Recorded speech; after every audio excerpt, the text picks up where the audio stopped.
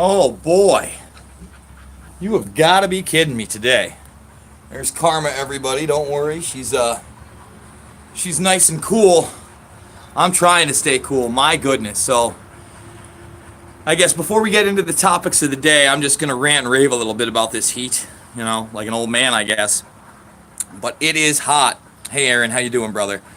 Guys, I mean, whoo! I think it only said about 88. Here's a cool breeze, but it's been pouring on and off the last few days.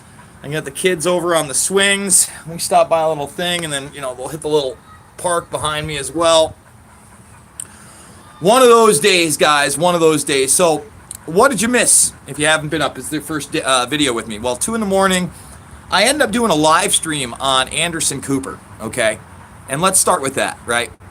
I'm not endorsing Anderson Cooper. In fact, I started with the video saying, he was an establishment, military-industrial complex mouthpiece. It's where I started it.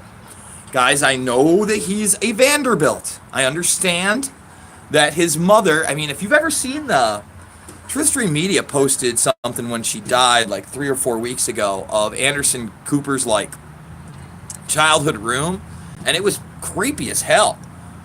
From like weird occultic stuff and the color pink, yada yada yada. If you go check out Truth Stream, you'll see that. Now, I know a lot of people have connected Cooper to the CIA. Luke, who I used to work with in particular, confronted him a couple times and, asked him about his CIA connections. He really didn't get any response. That's out there. I still need confirmation of that. Now, beyond that, does it really matter? He takes CIA talking points almost all the time, okay? So as I sweat here, let's talk about that piece, because it was a positive piece. If you haven't seen it yet, please go watch it. I think I also retweeted just the news piece, so if my breakdown of it isn't your cup of tea, please go check that out. Why is it important? Well, the main private detective for Bradley Edwards, the lawyer who's representing a bunch of these women, the lawyer who beat Jeffrey Epstein in court, has finally gone public and started to talk about some of the horrific details on this. And what are some of the horrific details on this? Well, he talked about the fact that, one of the girls who was 13 years old, well, yeah, she was 13, but she looked like she was 9. Let me repeat that. She looked like she was 9 fucking years old. I'm right now taking care of an 8 and a 10-year-old, and that mortifies me. That horrifies me. That turns my stomach upside down. Now, what else was really interesting about this is that not only did he talk about the current internal affairs investigation and the fact that and yeah, by the way, when I say 14 or 13 and she looked like 9, remember, they charged him with a 16-year-old girl. They had 40 plus now, according to reports, 40 plus different girls they could have chosen from. But they chose that, again, so he didn't have to register as a sex offender in 30 states. That was the move. And then when he was on work release, I don't even know how you call it that, okay? So anyway, he says he saw women, and he's not sure whether they were of age or they were not of age. He couldn't tell you their ages. I'm assuming they've talked to some of them after the fact, right? But he can't vouch for all of them. During the work release program, going in and out, the guy ate like a king, yada, yada, yada. Again, a sweetheart deal none of us would have gotten. And then really the bombshell news at the very end of it is only a 5-minute piece. But he says that he has evidence that he has continued this behavior, and there's new allegations that are from recent, and then that's going to come out. And he said, look, this guy can't stop. He's 100% right on that. So I'm looking forward to seeing this guy on more media, hopefully with more in-depth answers, guys, because there's a lot of answers that still need to be given on that. But if you haven't watched that piece, it's a must-watch. That being said, I also talked about George Nader really quickly. I did a video on George Nader yesterday. What's the significance of the last name Vanderbilt? Well, it's an elitist family. All right, so let me give you an example. One of the tools I actually use for my documentary films back in the day was the Vanderbilt archive. They have a television archive.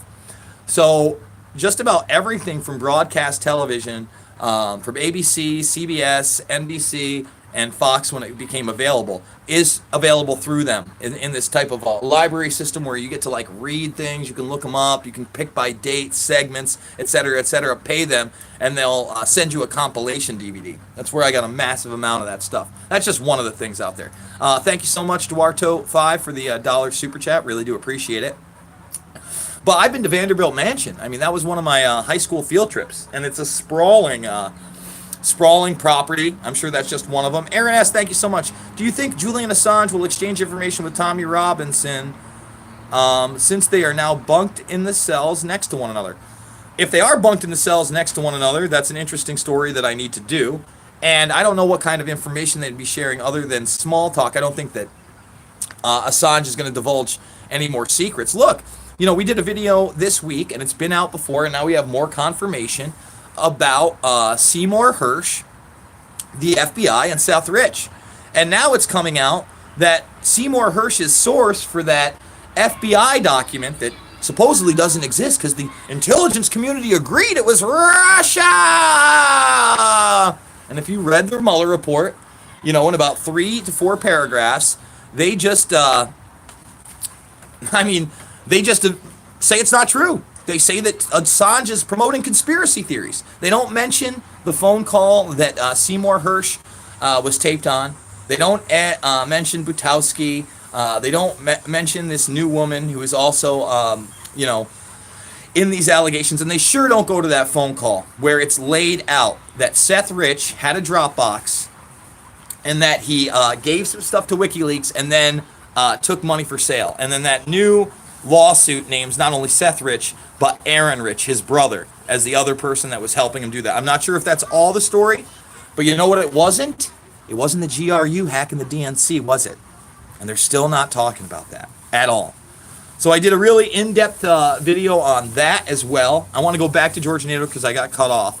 Look, there are 2 George Naders, at least. I mean, there's a ton of George Naders, but I made the mistake in my original piece, and I went over this yesterday in the Cooper video, or in one of the videos I made the correction. I forget which one it was.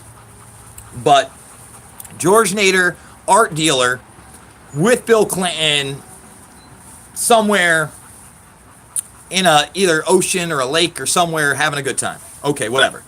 Then you have George Nader, who was arrested yesterday, who was the key Mueller witness, a completely separate person. He had been convicted in the 90s of this type of abuse of kids. In 2003 in the Czech Republic.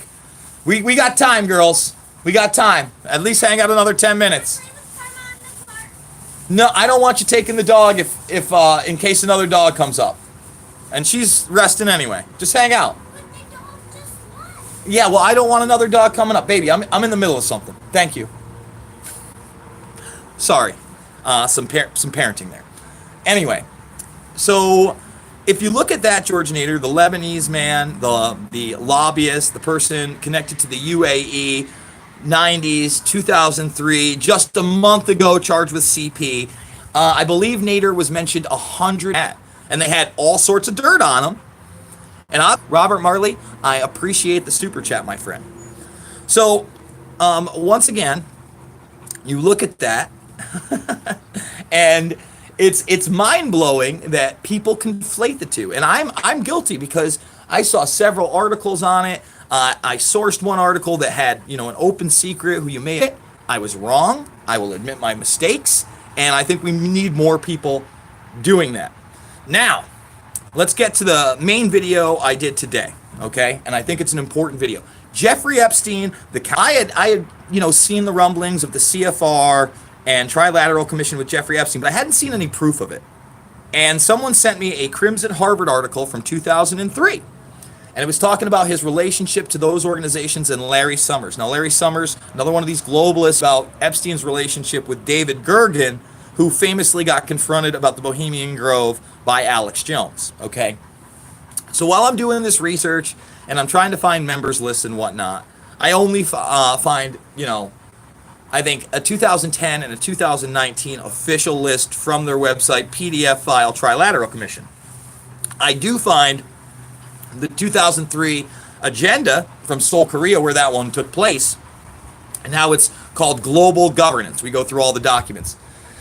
Now, we know for sure, but one of the researchers I really respect, Big Fish, sent me some information. He was also a member of the Trilateral Commission in the 1990s to Saudi Arabia, with ties to Israel, a passport from Austria, the stamps in France, Spain. But with that information, how long was he a Trilateral Commission member? Remember, the Trilateral Commission was set up not only as the 1972 Bilderberg meeting, whereas Zbigniew Brzezinski and Rockefeller are on their way, that they start dreaming up the Trilateral Commission because they continued to try to get Japan in on these meetings and the rest of the executive board at Bilderberg, a group that supposedly has no power.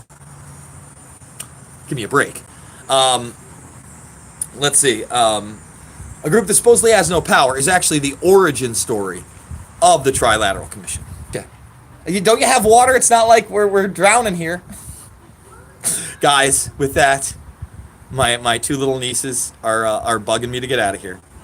I'm going to try to pump out at least one more big video, maybe on Iran and the tankers and what's going on and, where that's going. I haven't been keeping up on it. I've been just kind of reading the propaganda that's out there. It's important. I don't want to go to war.